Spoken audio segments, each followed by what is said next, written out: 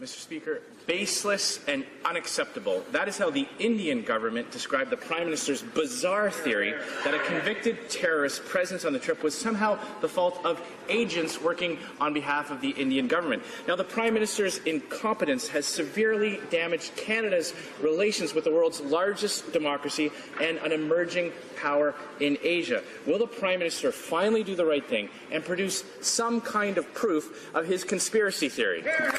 Honourable Prime Minister. Mr. Speaker, it seems these Harper Conservatives never learn. For 10 years, they spent their time disrespecting public servants, using them for partisan gains, and making sure that their political partisan aims were always front and center in everything they did.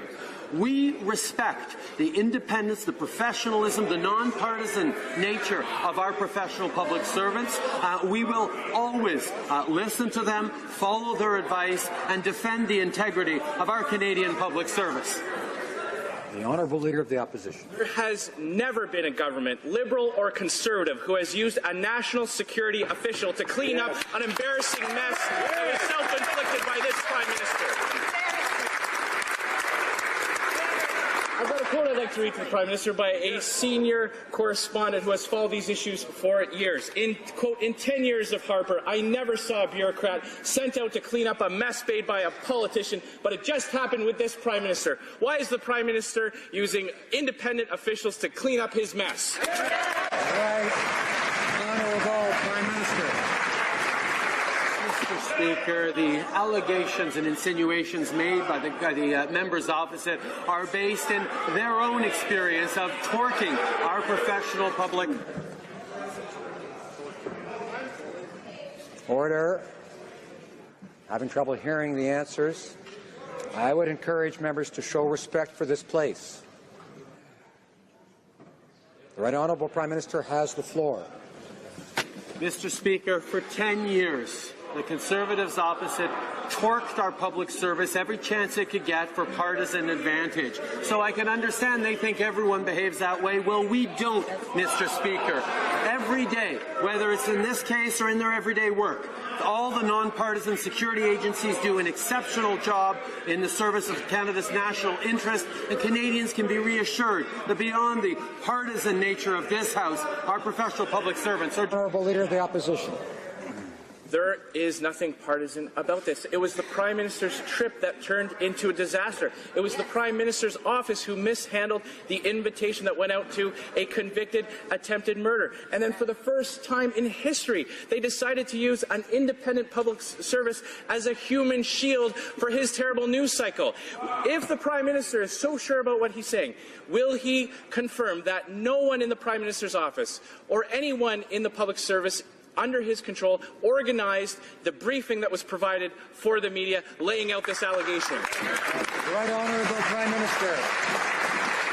Mr. Speaker, governments organize media briefings all the time. It's only the Conservatives opposite who consistently for 10 years torqued the public service to their own partisan ends that sees anything nefarious in it.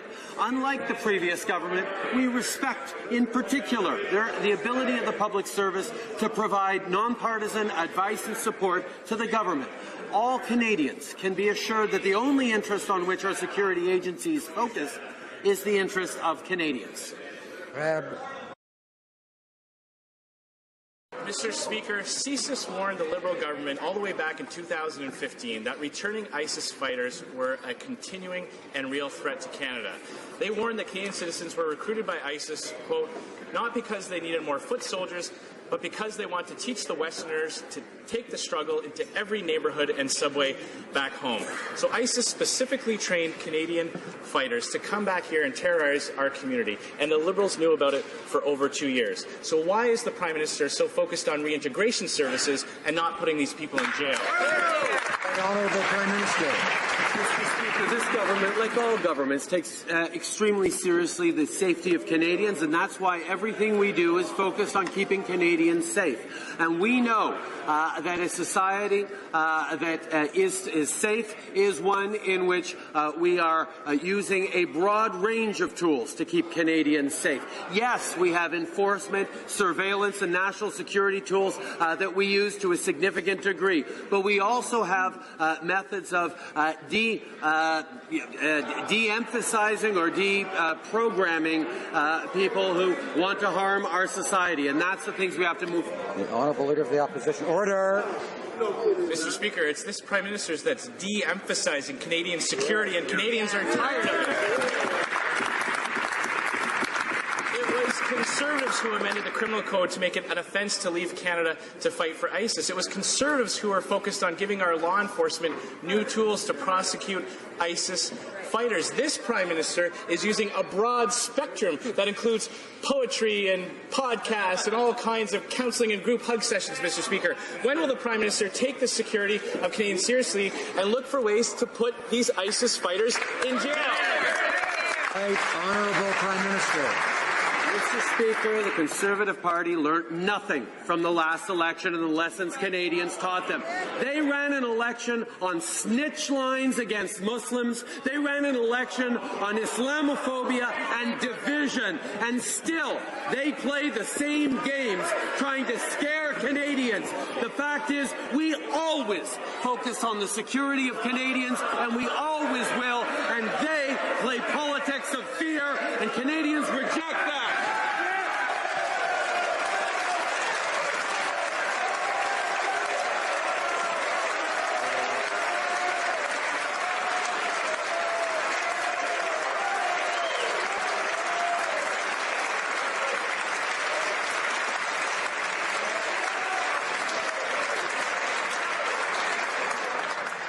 Wednesday come early. The Honourable Leader of the Opposition. Order. Order. Mr. Speaker, nobody voted in the last election to elect a government that would be so focused on the rights of ISIS terrorists, people who want soldiers burned alive in Egypt. When people like that come home, they don't need to spend time writing haikus, they need to spend time in jail. When will the Prime Minister take that seriously?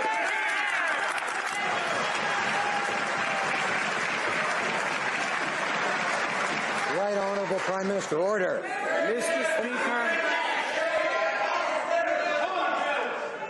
Order. The Honourable Member for St. Albert, Edmonton, and others on his side will come to order. Order. When it comes to the same level or anywhere near it, I'll say so. The Honourable Leader of the Opposition, the fellow Prime Minister. Speaker, we can see that Stephen Harper's Conservative Party is alive and well. They are doubling down on the same approaches they had in the last election, the same approaches that Canadians rejected. I wish them luck. Mr. Speaker, the record on these tax issues are clear. It was our Conservative government who lifted more than 1 million low-income Canadians off the tax rolls altogether. And the Parliamentary Budget Officer confirms that Conservative tax changes benefited low- and middle-income Canadians far more than any other group. Right. This Prime Minister decreased tax revenue from the 1% by over $1 billion, and he's raised taxes on 81% of middle-class families who are paying almost $1,000 more per year because of him. So why is it that every time this Prime Minister tries to help the middle class, they always wind up paying more? Right, Honourable Prime Minister. On the contrary, Mr. Speaker, the very first thing we did was lower taxes on the middle class and raise them on the wealthiest 1%. And Canadians might ask why the Conservatives voted against those measures. The next thing we did was bring in a Canada Child benefit that gives more money to 9 out of 10 Canadian families by not sending child benefit checks to millionaires, a program that will lift hundreds of thousands of kids out of poverty. Right now, we're looking at ensuring the system no longer encourages wealthy Canadians to use private corporations to pay lower taxes than middle-class Canadians, and that's what we're going to stay with. The Honourable Leader of the Opposition. Well, Mr. Speaker, there's one millionaire who's still getting help from taxpayers for their child care, and that's the Prime Minister. You know, we We know that the Prime Minister currently owns at least 2 numbered companies which help manage his vast family fortune. We also know that he incorporated a small business back when he was billing charities thousands of dollars just for the privilege of listening to him speak. But now he wants to kick the ladder out from other small business owners who are trying to get their own operations off the ground. Can the Prime Minister explain why he set up his speaking business? Was he one of the wealthy Canadians who incorporated to avoid paying taxes? Right, Honourable Prime Minister. Mr. Speaker, we recognize that we have inherited from previous governments, including the Conservative government, a system that favors the wealthy, that offers advantages to wealthy Canadians, not there for middle-class Canadians. We have committed, both in the election campaign and since, to fix that system, to change those rules, to make sure that we are giving help to middle-class Canadians or those working hard to join it, and not to the wealthiest Canadians. The previous government was quick to help wealthy Canadians. We're focused on the middle class and those working hard to join it. Mr. Speaker, yesterday the Prime Minister articulated his sophisticated thoughts on the threats of global terrorism. He told Americans that it was super important to invest in investigative national security stuff. He then described the impact of violent acts of terror, saying Canadians are able to respond to, quote, bad things happening without, quote, falling into a bad space. After abandoning the fight against ISIS and cutting our armed forces, can the Prime Minister tell Canadians what kind of stuff he's investing in and how he plans on keeping those positive vibes coming to keep us out of a bad space? Right, Honourable Prime Minister.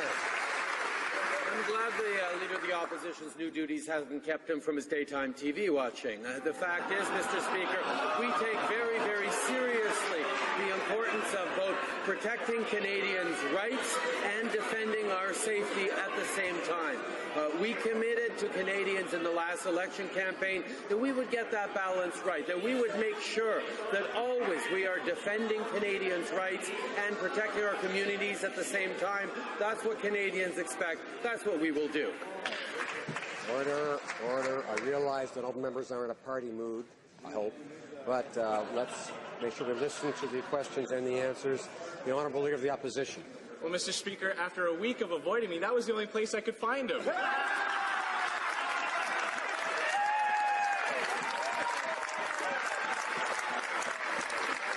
Mr. Speaker, the Defence Minister refuses to provide any explanation as to why he, on at least 2 occasions, misled Canadians about the role that he played in Afghanistan, fabricating that he was the architect of the largest battle Canadians fought in, but he wasn't.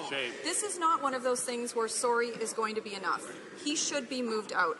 And if the Prime Minister refuses to see the damage that this is doing, why should Canadians have confidence in him? Right, Honourable Prime Minister. Speaker, I am proud of the service of the Minister of National Defence, whether it was as a police officer, whether it was a decorated member of the Canadian Armed Forces, or whether it's as our Minister of National Defence. The work that he and this government is doing every day to support the men and women of the Canadian Forces, to have a positive impact in the world, whether it's in the fight against Daesh or promoting regional stability in Eastern Europe through leading a framework nation in Latvia. This is the work that Canadians know needs to be done, and I'm proud of the work that the Minister of National Defence has been doing. Honourable Leader of the Opposition. Mr. Speaker, no one has questioned the bravery of the Minister of Defence when he was a soldier. There are two documented cases of the Minister of Defence taking credit for the hard work and bravery of others, vastly exaggerating his role in a military operation. This is a serious issue, and it's deeply offended those who were actually on the battlefield. And he said these things as far back as 2015 when he was campaigning as a Liberal candidate in the last election. So my question for the Prime Minister is this. Did he know, was he aware about these fabrications before he appointed a Minister of Defence? Right, Honourable Prime Minister. The work the Minister of National Defence has done to serve his community, to serve his country, and continues to do is to the honour of all Canadians. The work we're doing internationally in the fight against Daesh, supporting our allies in NATO, and continuing to be strong leaders around the world, while we give the right tools and opportunities to show the leadership of the Canadian Armed Forces around the world, is something that is truly important to me. We stand by the Minister of Defence and the great work that he's doing. Order. The Honourable Leader of the Opposition. The Minister keeps telling us that Canadians expect people to apologize when they've made a mistake, but actually Canadians also expect you to do the right thing when you've done something wrong. And the right thing for this minister to do is step aside. On 2 occasions, he made a political calculation that by exaggerating his military resume, that somehow this would get him further ahead in politics. And that might be something that he did as a Liberal politician, but it's wrong for a minister who represents our men and women in uniform. Will the Prime Minister do the right thing and move him away from the defense? Prime Minister. Mr. Speaker, the exemplary and extraordinary service that has characterized the life of the Minister of National Defence is one that we can all be proud of. As he stands up every day for the men and women of the Canadian Forces, focusing on giving them the tools and the opportunity to serve and lead the way we know they can on the world stage, the way the world needs Canada to show leadership. This is something that we are tremendously proud of as a government, and we continue to look for more opportunities to lead and serve around the world. Order. I remind honourable colleagues of Standing Order 16.2, which provides that no member shall interrupt when another member has the floor. The Honourable Leader of the Opposition. Mr. Speaker, the Prime Minister refuses to acknowledge the severity of this and the damage that it has done. That, more than anything else, tells you where his priorities are, and they're not with the military. He pulled our fighter jets out of the fight against ISIS when our allies asked us to stay. He cut $12 billion in funding to the Defense Department, and now he's refusing to remove a defense minister who has twice misled Canadians about his role in a military mission. So does the Prime Minister understand that his first step in changing course from the damage that he's doing to the military is to remove this defense minister? Honourable Prime Minister. Mr. Speaker, when we took office, we actually increased the effectiveness of Canada's role against Daesh by doing what it was that we do best. We were on the ground training, supporting local militia, local troops as they took the fight directly to Daesh. That is something that we, as a country, have always excelled at. We demonstrated our capacities to do that in Afghanistan. And we continue to understand that giving the proper tools and funding to the Canadian military to be able to accomplish the goals that we set for them here in this House is extremely important, and I'm proud of this government's record. Mr. Speaker, the Prime Minister claims he's frustrated with Bombardier for using tax dollars to boost the paychecks of their executives. Frustrated. This is his deal. This is actually the Prime Minister's deal. So if he's frustrated with anyone, he should look in the mirror, because he's the one who did the deal with no strings attached. He gave them hundreds of millions of dollars while they were laying off thousands of people. So why is the Prime Minister giving millions of dollars to CEOs and leaving taxpayers with the bill? The Honourable Minister of Innovation. Mr. Speaker, the investment that was made, the repayable contribution for $372.5 million was to promote research and development. And the strings were very clear. It will help create 1,300 good quality, high value-added jobs, Mr. Speaker. That's exactly what our government is committed to doing. We're focused on innovation. We're focused on the aerospace sector. We want to support the small and medium-sized ecosystem of businesses that are connected with that industry. We are going to continue to invest in this sector and make sure we create good quality, high value-added jobs. Honourable Leader of the Opposition. Mr. Speaker, the Prime Minister did this while he was telling Canadians to send more of their tax dollars to Ottawa. His latest budget nickel and dimes Canadians for everything, from beer to their bus passes. You know, it would be one thing if we knew that that money was being used to create jobs, or maybe to balance the budget. But instead, part of it is going to Bombardier so they can pay their CEOs millions of dollars. Mr. Speaker, why, with all of this, should the Canadians give one more cent to this Prime Minister? Why should they trust him with their money? Honourable Minister of Innovation. Mr. Speaker, we have a plan, and it is working for Canadians. That plan is to make sure that we focus on jobs. And since the member opposite talked about jobs, in the last 7 months, there was 250,000 good quality jobs created from coast to coast to coast. 900 jobs at Bell Helicopter plus an additional 100. GE Welland, 220 jobs. Thomsons and Reuters, 1,500 jobs. GM Canada, up to 1,000 engineer jobs. And most recently, Mr. Speaker, at Ford, 800 good quality jobs were secured because of this government's investment in the automotive sector. Honourable Leader of the Opposition. Mr. Speaker, how can this minister or the Prime Minister continue to defend this deal? They gave public money to a company who is giving millions of dollars in bonuses to their executives while they're laying off 14,000 people. How can he possibly continue to defend this deal? The Honourable Minister of Innovation. Mr. Speaker, we always have and we always will continue to defend the aerospace sector. This sector is so critical to the Canadian economy. It contributes $28 billion to our national economic prosperity. Over 211,000 jobs are connected to the aerospace sector. That is why we made a repayable contribution worth $372.5 million in research and development, which will help secure up to 1,300 good quality jobs. We will never shy away from focusing on investing in Canadians, focusing on supporting the aerospace sector and growing the economy and creating good quality jobs.